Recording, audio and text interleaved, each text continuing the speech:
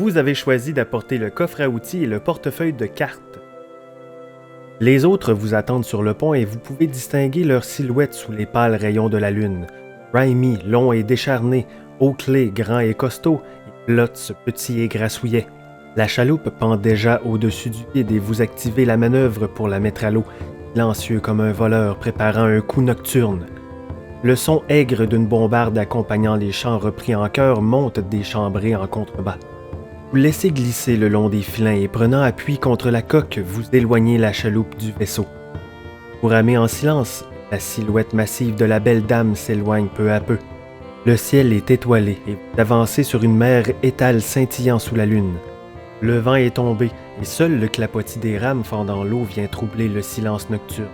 Vous devez maintenant songer à rallier la civilisation et vous trouver le meilleur itinéraire.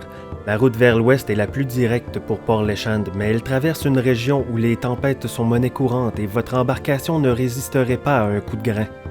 En voguant vers le sud, vous pourriez rejoindre une zone où les courants porteurs filant vers l'ouest vous conduiraient directement vers Port-Léchand.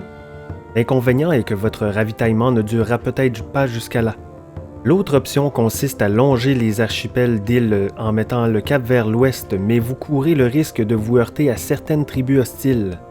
Tandis que vous voguez doucement baigné par les premières lueurs de l'aube, vous pouvez faire le point de la situation. Vous allez devoir agir avec la plus extrême attention car la plus petite erreur pourrait vous être fatale. Il faudra tirer parti de la moindre occasion si vous voulez retrouver le monde civilisé. Votre regard se porte sur vos compagnons d'infortune.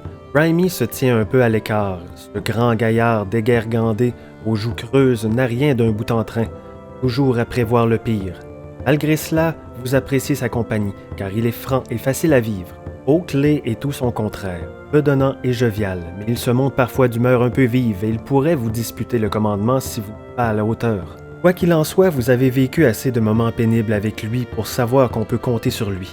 Lotz est peut-être le maillon le plus faible de la chaîne improvisée. C'est un garçon timide et sans trop de vaillance, bien qu'il sache quand il faut se montrer plein d'astuces et de ressources.